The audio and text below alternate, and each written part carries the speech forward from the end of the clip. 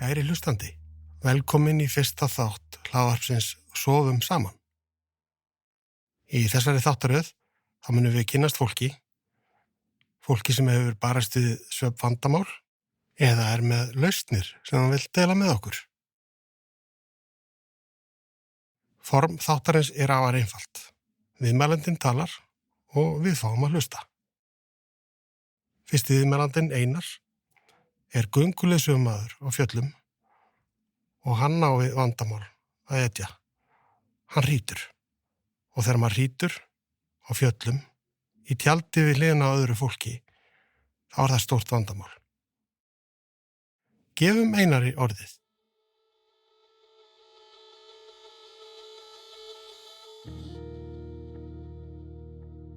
Ég heiti Einar Sveinn Vestlund, ég er 33 ára. Ég hef verið mjög mikið upp á fjöllum og unnið sem gönguleiðsögumaður. Það sem að það þýðir er að þá er ég venjulega að vinna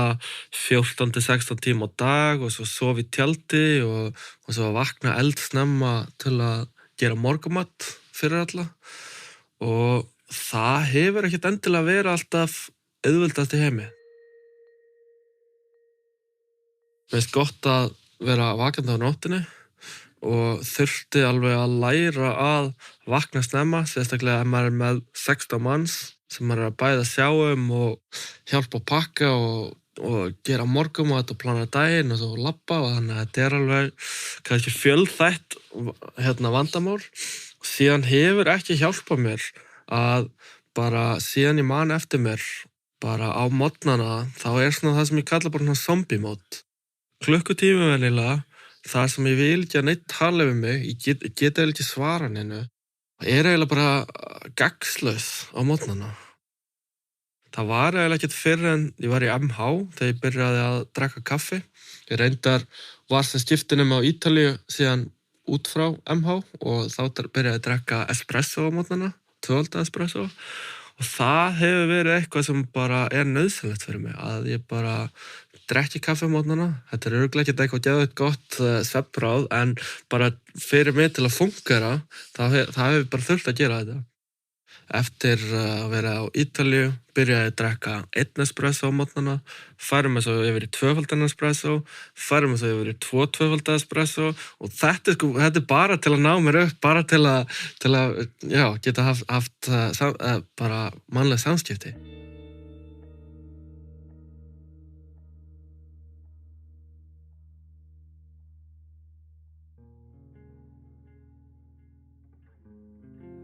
Ég hef alveg yfirleitt náð 8 tíma svefni. Á sumrin finnst mér alveg oft allt í lagi að ná kannski 6 tíma svefni, en svona 8 tímar að ég nær því yfirleitt, en samt hef ég alltaf verið bara þetta þreyttur. Ég hrýt rosalega hátt og rosalega mikið og þetta er einmitt hefur verið svolítið vandamál við það að vera fjallaleiðsögumaður, vera upp á fjöllum, gist í tjöldum og ég er aldrei neitt eitthvað vinsæll, sérstaklega ef ég er gist á sama stað í 2 nætur í röð, að það er alltaf svona horft á mann á morgnana og það finnst mér mjög óþægilegt. Ótrúlegt satt samt að kona mín, hún svona kippir sér venjulega ekkert upp við það ef ég er að hrjóta, nema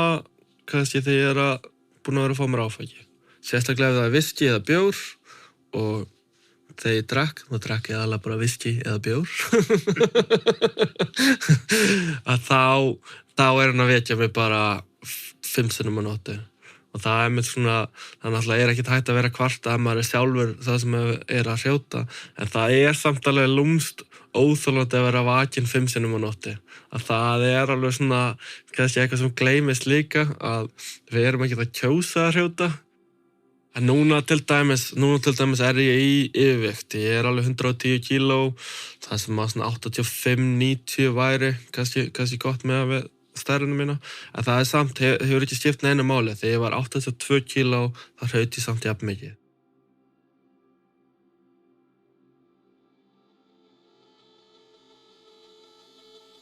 og einmitt þetta að bara ná mig að þetta zombie mode sem ég kalla, að þetta hefur alveg verið bara frá því ég var lítill. Auðvitað var ég ekki að drekka kaffi eitthvað 10 ára, en ég skildi aldrei bara af hverju allir væri svona hressir og feskir á morgnana og bara ég var alltaf seinna öllu, lengi öllu, vildi ekki spjalla, allir vildi spjalla við mig. Þannig að já, kaffi, fyrsta svona sem maður hefur bara virkilega hjálpað mér að það var kaffi. Það einmitt hjálpað mér líka að vera ekki að drekka og núna á árinu tók mér alveg hálft ár bara að vera áfengislaus, bara svona prófa hvernig það væri. Það hefur hjálpað svefninum alveg rosalega. En síðan einmitt í einni gönguferð sem ég var með mitt eigið fyrirtæki sem ég kalla Feast in the Wild, betri matur í náttúrunni, minni hópar. Ég líka með á Instagram það sem á eldi í náttúrunni ef ykkur hefur áhuga á því. En ég var sem sagt með ferð á Laugaveginum og var með rosalega skemmtilegan tannlækni frá Utah og hann einmitt bara var að sýna mér alls konar ráð og kom með bara einhverja talstöð með sér og var búinn að finna bara réttu rásina til að vera á og þetta var alveg svona mjög skemmtilegur karakter. En hann sem sagt sýndi mér eitt þetta svona svefngómur sem mér fannst mjög áhugaverður. Þetta sem sagt, þið vitið kannski öll hvernig svona boxaragómur Þetta eiginlega þannig að það bæði fyrir efri tennurnar og fyrir neðri tennurnar. Og það sem þessi svefngómur gerir, að hann ýtir kjálkanum fram og þá maður ekki að gleypa tungunni. Hann allavega bara lofaði öllu góðu með þessu og sagðist að vera hrjóta alveg bara ótrúlega lengi. Og þar sem hann var frá Utah var mormóni, þá mátti hann ekki drekka kaffi eða te eða kaffin eða koffín eða neitt svoleiðis. Þegar hann sagði mér frá þessu þá sagði hann einmitt að bara gómurinn hafði bara bjargað honum á morgnana. Að já, hann hafi bara, talað bara þetta sama, þetta zombie mode sem ég held að engin annar noti en mér finnst að lýsa mjög mikið hvernig þetta allan hjá mér á morgnana. Og þannig að ég bara þetta og að þenni tannlæknir þá sagði mér einmitt bara tæknina bak við þetta, hann sagði bara farðu bara til tannlæknirins þíns og það ekkert mál fyrir þá að gera mót af tönnunum þínum, hann bara passar akkurat fyrir þig og ég einhvern veginn hélt þetta væri bara alveg ótrúlega einfalt en eins og allt þetta á Íslandi að þá það ekkert svo einfalt. Fyrst fóru til tannlæknins minns og hann sagði herru þú þarft eiginlega framvísin frá svefnlækni og ég reyndi að tala hann til og ég bara heyrðu getum við ekki bara farið í gegnum þig og ég bara borga allt og bara ég hafði það miklu trú á þessu með tannlækni og hann bara nei, kerfið virkar ekki alveg þannig þú verður að fara í gegnum svefnlækni og þá mitt bókaði ég tíma í svefnrannsókn sem að tekur alveg bara ótrúlega langan tíma, ég held að það verið 4 mánaða bið þangað til ég fór og síðan var 2 mánaða bið að fá úr svefnrannsókninni þannig að þetta var alveg bara svona rosalegt ferli. Síðan eftir það að þá bókaði ég, þá þurfti ég að fara til heimilislæknis og hann benti á svefnlækni en allt þetta ferli, þetta var alveg rétt undir ár, þetta var alveg bara rosalega langur tími.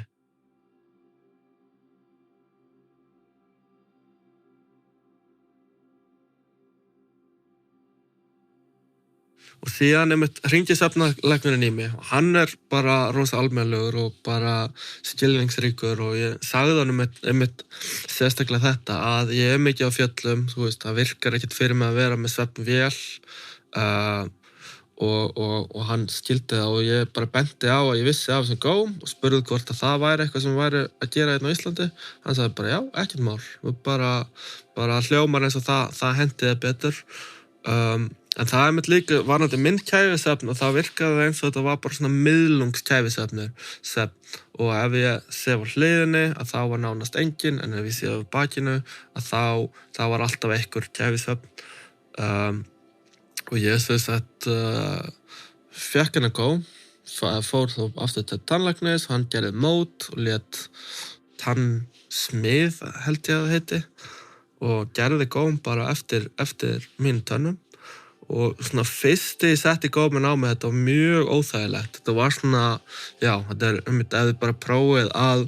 svona slaka á kjálkanum og svona íta honum aðeins fram með vísifingrunum og þeir eru að fara að sofa svona og það alveg lúmst óþægilegt til að byrja með og tók mig alveg nokkra daga að bara svona bara, já, að geta notað hana svefngóm en síðan bara leið og ég byrjaði að nota hann fyrstu nóttina þetta var bara í fyrsta sinn í lífinu mínu sem ég bara vaknaði og ég gat fungerað áður en ég fekk mér kaffi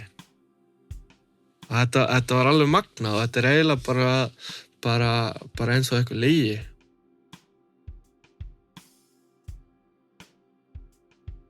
frá tannlækninum eins og það eru 2 mismunandi tegundir sem að ég með tengir sem sagt báða gómana saman þannig að þetta 1 gómur en með svona plastiki sem tengja það saman það hægt að fá þessi plastiki í mismunandi stærðum ég gnýsti tönnunum svolítið mikið þannig að ég broti nokkur af þessum stykkjum og hef bara beðið tannlæknum minn að fá fleiri og eiginlega komin svona á smá díl hjá honum þannig að ég getur bara keypt hjá honum þegar það vantar og svo hin útgáfan að það eru 2 mismunandi gómar það sem sagt efri gómur og alveg á endanum alveg innst eiginlega svona eins og svona vampíru tennur og síðan neðri gómurinn að það snýr upp þannig að þá hægt að geispa og þá hægt að já, en ég hef ekki reynslu af hinu gómnum en með grunar alveg í báðum skiptum þetta tekur alveg nokkra nætur að venjast þessu en bara munurinn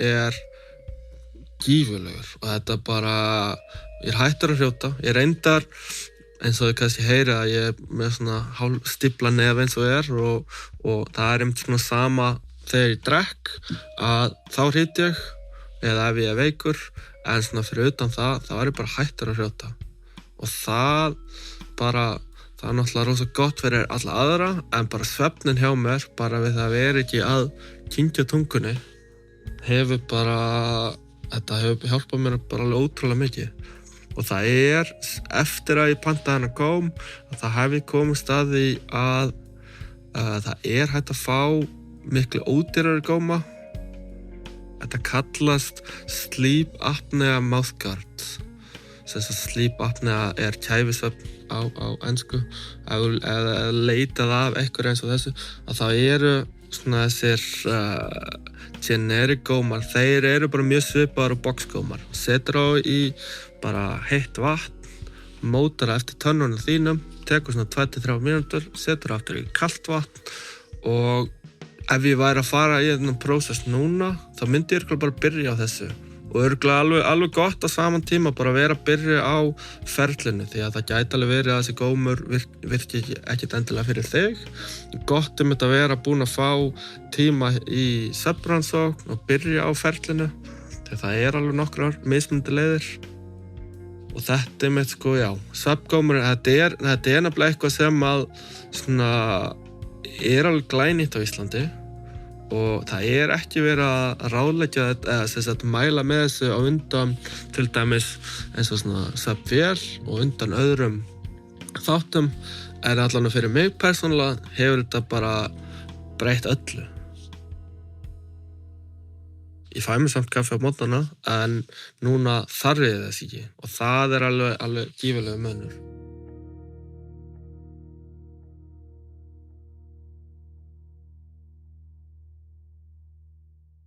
cirka ári seinna að að því að önnur nösin á mér, vinstri nösin það var alltaf eins og hún væri lokuð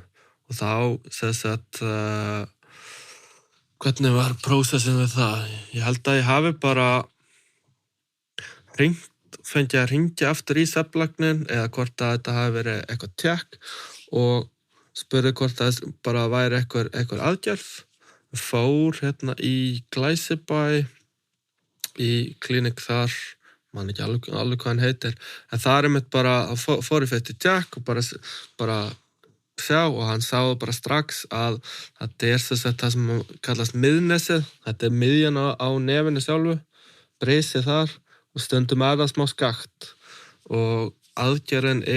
gerð bara innan í nefinu og þetta engir útlitsbreytingar utan á því og fór í þessa aðgerð og það einmitt bara síðan þá að þá var svefnum ennþá betri og þetta bara, já, og þetta eiginlega bara svona svolítið eins og hafa verið að, já, bara að lifa í einhverju myrkri og að koma ljós núna. Þetta alveg ótrúlegt hvað þetta breyta miklu að fá góðan svefn, að einmitt, já, þurfi ekki að vera að fá sér 2-2-falda espresso á morgnana, að það sem náttúrulega bara ákveðin geðveiki út af fyrir sig.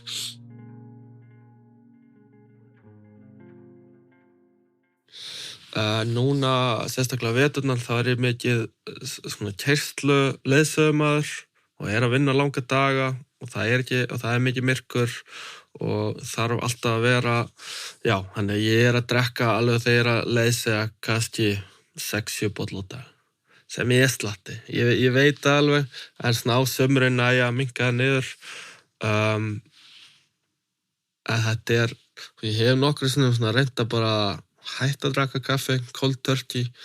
þá fæ ég bara mesta hausverk sem að ég get nokkuð tímann ímyndað mér. Þetta svona svolítið, já, drekka hellinga veturnar og kannski 3-4 á sömurinn. Sko, túrarnir venjulega, ég að byrja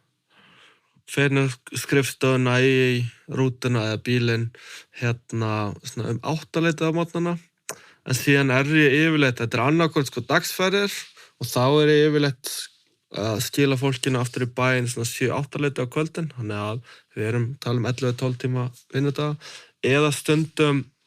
þetta sem sagt prívat ferðir og þá þetta kannski 4 daga ferð eða 6 daga ferð og gisti á sama hóteli og fólki sem ég að leysa. Sko, það sem að hefur eiginlega hjálpað mér mest að reyna bara að halda þeim tíma sem ég fer að sofa og aftur, mér finnst rosalega notalegt að vera bara, þú veist, vakandi til klukkan 2 á nóttinni, en ef ég gerir það, að þá á ég rosalega erfitt með að skipta yfir í að vakna klukkan 6 til að fara að byrja vinna klukkan 8. Þannig ég reyni eins og ég get sem að fara að sofa sko klukkan 11 og þá ég ná að vakna klukkan 7 á morgnana, þá það 8 tíma svefn, því að já, ég alltaf að hugsa það, ég alltaf að hugsa 8 tíma svefn, ég get einhvern veginn alltaf frestað að fara að sofa lengur og lengur, þangað til ég bara, ok, núna þarf ég að fara að sofa til að ná 8 tíma svefn. Þannig að ég reyni mitt sko, það ekki neitt rosa oft sem ég fer að sofa seinna en miðnætti, en ef ég væri ekki að vakna svona snemma á morgnana, og þetta alveg eitt sem ég búin að vera pæli og ég svolítið að færa mig út í myndbandagerð og þá ég sérstaklega hugsa að veturna, mér finnst rosa gaman að klippa, mér finnst best að vera bara á nóttinni, bara þegar allir farin að sofa og bara vera að klippa og þá að vakna klukkan kannski 9-10 til að maður nái líka allri dagsbirtinu. Gegnum tíðina ég hef verið að vinna sem barþjónn á bæði klúbb og á veitingastað. Þá mitt að veturnar á klúbbnum að þá bara sem sagt þá voru helgarnar, það var engin dagsbirta fyrir mig á helgunum. Þá fór ég að sofa klukkan 6 á morgni til, vaknaði svo bara klukkan 4, þá bara dagurinn fer. Það var alveg mjög spes. Ég myndi alveg ekkert endilega mæla með því til lengri tíma. En já, það skiptir mig alveg rosalega miklu máli að bara geta vaknað á morgnana, sérstaklega með þetta því að þegar maður setur það í samhengi að vera að keyra ég ekkert að keyra 12 tíma en ég að vinna 12 tíma og vera í kringum fólk og vera bara einhvern veginn alltaf á tánum. Það alls konar vandamál sem maður að díla við og þá bara það skiptir rosalega miklu máli að vera vakandi. Það allt annað að vera í skrifstofustarfi og ef ég myndi sofna skrifstofustarfi þá væri ekkert endilega rosa skemmtilegt og svona ekkert professional en að sofnandastýri bara allt annað mál. Þannig að ég passa mig alveg rosalega mikið á því að þurfi ekki að breyta svefninum það mikið og eins og til dæmis þegar ég að vinna þá ég að fara að sofa klukkan 10:30 cirka, vakna klukkan 6:30 og þá það ekkert það mikill munur á 11 eða 11:30 miðað við ef ég væri alltaf að fara að sofa milli bara klukkan 12 eða 1.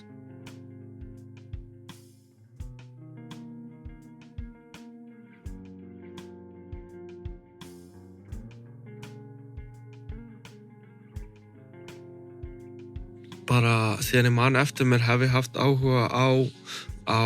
mat og matagerð og bara hvernig sem það birtist. Alltaf vera að læra nýja hluti og síðan við það að vera að leiðsegja á fjöllum að þá það allir með svona nickname á fjöllum og sérstaklega voru margir sem heita Einar. Það var Einar stóri og Einar litli og alveg bara þannig að ég þurfti nickname og að því að ég fílaði mat svo mikið og var að gera alls konar bara skýrkökur og hvítlauksmjör og alls konar salat og bara einhvern veginn alltaf að breyta menjunum, matselnum og í eitthvað svona skemmtilegt og áhugavert að gera það part af ferðinni. Fólk fílaði alveg botn, by the way. Og síðan langaði mér að læra meira ætiplöntur í náttúrunni og bara svona var að skoða hvað ég get gert. Ég hef verið að ferðast mikið, ég hef verið að flytja mikið milli landa, þannig að til Ítalíu eins og ég nefndi áðan, til Kanada, Finnlands og síðan komst ég að því að það væri styrkur og þetta kannski styrkur sem einhver myndi hafa áhuga á. Þetta heitir Erasmus for Young Entrepreneurs. Þetta sem sagt fólk sem annarkvort nýbyrjað í business eða með hugmynd business og getur farið hvert sem til Evrópu og lært af einhverjum sem með minnstakosti 5 ára reynslu í þeim geira. Þetta getur bara verið alls konar og þannig að ég fann fyrst þennan styrk og fannst það hljóma mjög spennandi og þetta var akkurat á sama tíma og ég var ætlaði mér að læra ætiplöntur á náttúrunni og byrjaði bara að senda tölvupósta á alls konar, þetta kallast forager á ensku, á alls konar forager bara í Skotlandi, Danmörku, Noregi. Síðan var einn sem að svaraði mér í Danmörku sem sagði að honum finnst best að vinna bara einn en ég ætti að tala við vin hans sem að sér Noma veitingastæðin og ég var bara ok, hún fekk þá símanúmer, hringdi og bara heyrðu, Tómas benti mér á að hringja bara beint í þig og sagði bara við hann, bara ég Íslendingur og með þessu styrk að þá myndi ég fá styrk frá Evrópusambandinu, vinn sem leiðsögumaður í náttúrunni og geti unnið frítt fyrir þig í 6 mánuði og lært frá þér í staðinn. Bara, já, hljóma vel. Og fekk hann þá til að skrá sig á hinn endan og settum okkur saman í gegnum þetta og þannig að ég var í Danmörku á veitingastöðinu Noma sem allir ætti að þekkja að tína ætiplöntur í 6 mánuði. Tímasetningin hefði eiginlega ekki getað verið betri. Þetta hljómar eins og þetta var bara versta tímasetning í heimi. Þetta var sem sagt 2020. Ég var komin til Danmörku, við vorum komin til Danmörkur 2 vikum áður en að, hvað kallaðast á íslensku, fyrir lockdown. Þannig að ég var í landinu, var með styrk frá Evrópusambandinu. Það vissi enginn hvað þetta væri að fara að vera lengi og veitingastæðir geta sérstaklega staðir eins og Noma þurfa að vera með fullan ískap á kjöti og fisk og flottum hráefnum því að þegar það mátti opna, þannig geta þær ekkert látið bara aðra veitingastæði verið með það. Venjulega voru þetta kokkanemar hjá Noma sem ekki eins og venjulegur kokkanemar sem við þekkjum. Þetta eru sko yfirkokkar í sínu heimalandi á oft Michelin-stað veitingastað sem eru kokkanemar hjá Noma. Þetta svolítið absúrt þegar maður kemst inn í þetta kerfi og þá venjulega fékk hver og einn sem sagt eina viku með jurtatínslu görnum, Mikael, og hann var þá með kannski 5 eða 6 manns í einu og sýndi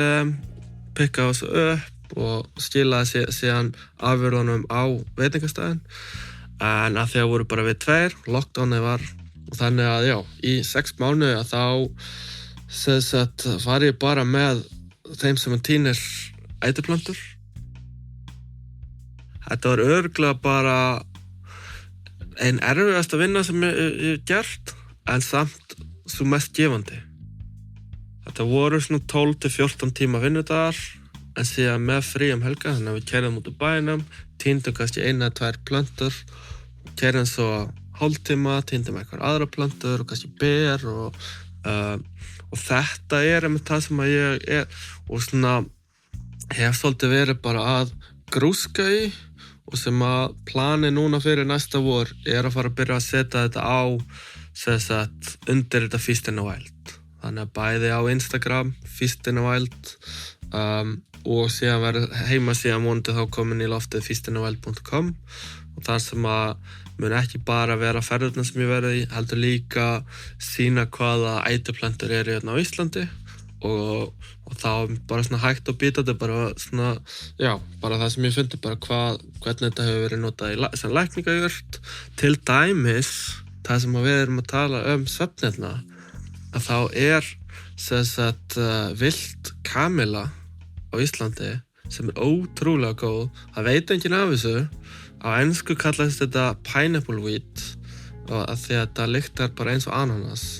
og þetta bara hvaða bóndabæ þau myndu fara á að þið gæti bara tínt eins mikið af kamillu og þið þurfið fyrir allt árið og kamillute með þekkt bara ég skil ekki af hverju ekki þekkt hérna á Íslandi en allstaðar í Evrópu þegar maður fer ef þú bara átt erfitt með svefn að þá segja allir kamillutre drektu kamillutre fyrir svefn og það mitt sko og það alls konar plöntur sem eru hérna og mér finnst þekkingin, almenna þekkingin ekki vera nógu góð.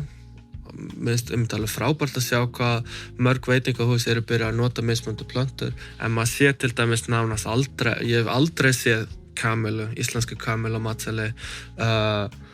hvönn, maður sér það mjög sjaldan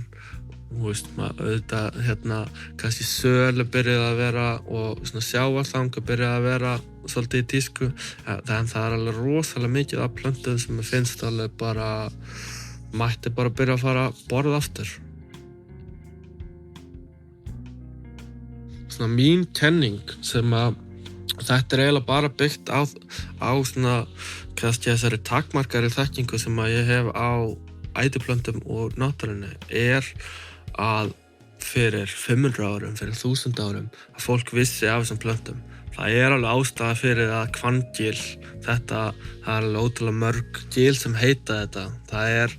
já, og bara mikið af þessum plöntum lykta vel og smakkast vel og eru góð fyrir mann. Þannig að, já, þetta er svona mín kenning. Fyrr á árinu, þá fór ég til Skotlands í svona jurtatínsluferð. Það var svona sjókajak jurtatínsluferð og það eiginlega bara næsta skref hjá mér. Hvort sem það verður sjókajak eða gönguferð eða hvað og vera þá bæði með svona ferðir á íslensku og á ensku og þetta alveg eitthvað sem ég búin að, já, tala núna í 4 ár en í millitíðinni þá stofnaði ég mitt eigið ferðaþjónustu fyrirtæki og bara búin að vera grúska í svolítið öðru en núna finnst mér vera komin tími á þetta að bara gefa þekkinguna plönturnar en síðan mitt líka ef fólk vil kynna sér þetta kannski með einhverjum sérfræðing eða með einhverjum sem er búin að vera að kynna sér þetta eins og með sjálfum og þá hægt að fara í bara gönguferðir þar sem það matur innifalinn. Og í Skotlandi, mér finnst þetta rosalega vel gert hjá hann því að hann var búinn að búa til alls konar mat, búinn að rúlla sushi og búinn að gera alls konar edik og svoleiðis úr ætuplöntum, en síðan líka tína. Þannig að þetta var ekkert bara að tína matinn, taka sér klukkutíma í elda, en kannski bara plönturnar til að skreyta eða til að smakka og þefa og vera þá með matinn tilbúinn.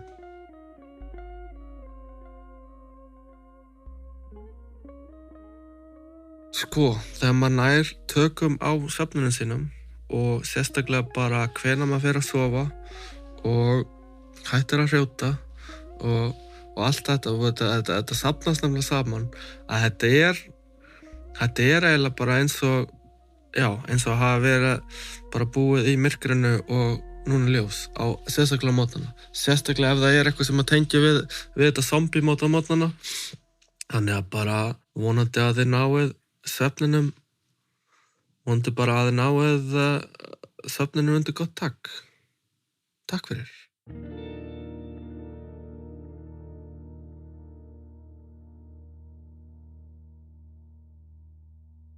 Við þökkum Einari kærlega fyrir. Hægt að fylgjast áfram með ævintýrum Einars á Feast in the Wild, bæði á Facebook og Instagram. Við minnum einnig á vefsíðu þáttarins, soumsaman.is, og það er einnig hægt að finna okkur á Facebook. Þessi þáttur var unnin í Hafnarhaus og Hlemurhaus. Hljóðmynd þáttarins var í höndum Davíðs Pedersen, sjálfur heiti ég Gunnar Vigfús. Takk fyrir að hlusta.